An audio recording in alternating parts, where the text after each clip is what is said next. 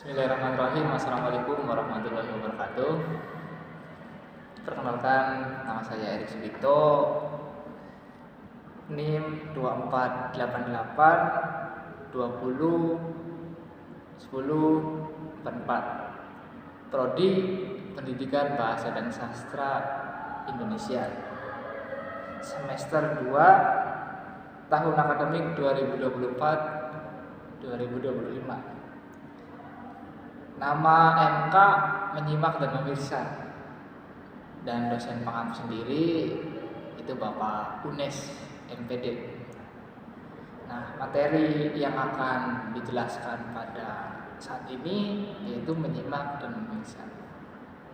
Jadi materi pokok dasar pembelajaran adalah bagian dari suatu keterampilan berbahasa yang bertujuan untuk meningkatkan kemampuan individu dalam memahami pesan yang disampaikan baik secara lisan ataupun visual. Konsep dasar dari kedua keterampilan ini melibatkan suatu proses aktif dalam menerima, memproses, dan menginterpretasi informasi. Itu dari materi pokok. Terus pengertian menyimak dan memirsa. Ini ada pendapat dari Tarigan 2008. Beliau menyampaikan bahwa menyimak adalah suatu proses mendengar lambang-lambang lisan dengan penuh perhatian, pemahaman, apresiasi, serta interpretasi untuk memperoleh informasi. Nah, serta ada lagi pendapat dari Arifin pada tahun 1997 bahwa kata beliau memirsa adalah kegiatan melihat dan mengamati tayangan audio visual secara aktif atau memahami pesan yang disampaikan. Terus tujuan penelitian menyimak nikmat. Jenis menyimak ini bertujuan untuk menikmati dan menghargai informasi atau pesan yang disampaikan. Biasanya jenis menyimak ini dilakukan dalam konteks hiburan atau relaksasi. Terus menyimak pemahaman. Nah, jenis menyimak ini bertujuan untuk memahami informasi yang disampaikan oleh pembicara. Fokus utama adalah pada kemampuan untuk menangkap inti atau makna dari pesan yang disampaikan. Nah, terus ada menyimak evaluatif. Jenis menyimak ini berfokus pada kemampuan untuk mengevaluasi dan menganalisis informasi yang didengar.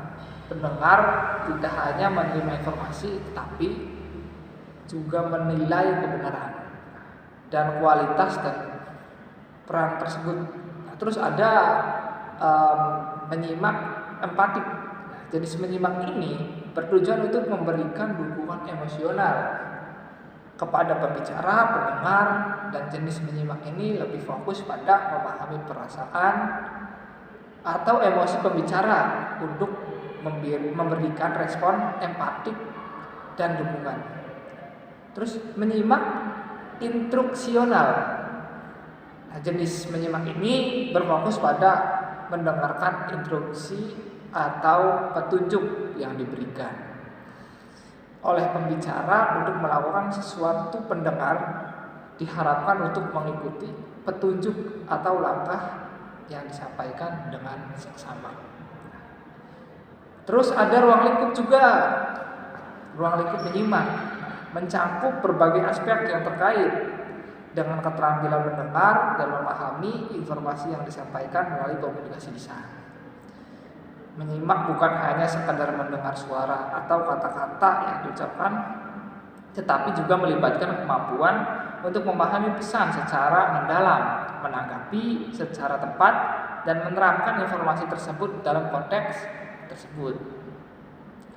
Terus ada aspek ruang lingkup menyimak. Ada dibagi menjadi beberapa. Nah, yang pertama ini ada aspek kognitif. Menyimak memerlukan kemampuan untuk memproses informasi yang diterima secara efektif pendengar harus dapat memahami dan mengingat informasi yang disampaikan oleh pembicara. Ini mencakup penyaringan informasi, pemahaman pesan, dan mengingat poin penting dari percakapan atau ceramah yang didengar. Nah, terus ada aspek verbal dan non-verbal. Nah, ini teman-teman. Nah, selain mendengarkan kata-kata, menyimak juga melibatkan memperhatikan elemen non-verbal seperti intonasi suara, terus ada ekspresi wajah dan bahasa tubuh yang menyertai pesan disampaikan. Terkadang makna sebuah pesan atau ekspresi wajah pembicara sehingga penting untuk memperhatikan keduanya. Nah, terus ada aspek emosional. Menyimak juga melibatkan perhatian terhadap perasaan atau emosi pembicara. Nah, pendengar perlu menunjukkan empati dan respon emosional yang sesuai, terutama dalam konteks percakapan pribadi atau konseling. Kemampuan untuk menangkap nuansa emosional dalam komunikasi sangat penting dalam menciptakan interaksi yang lebih mendalam. Nah, itu teman-teman. Jadi menyimak itu banyak macamnya, bukan hanya kita sekedar menyimak saja. Jadi ada tahap-tahapannya untuk menyimak. Jadi kita tarik kesimpulan atau konklusinya kita tarik, yaitu baik menyimak maupun pemirsa adalah keterampilan reseptif yang penting dalam komunikasi dan pembelajaran menyimak. Terus menyimak melibatkan pemahaman informasi secara lisan, sedangkan pemirsa berfokus pada interpretasi pesan visual.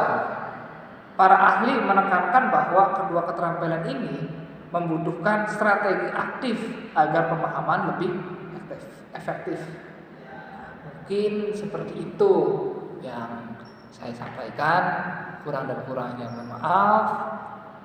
Saya ucapkan terima kasih. Wallahul muwaffiq ila aqwamit thoriq. Wassalamualaikum warahmatullahi wabarakatuh. Sampai berjumpa di pertemuan selanjutnya.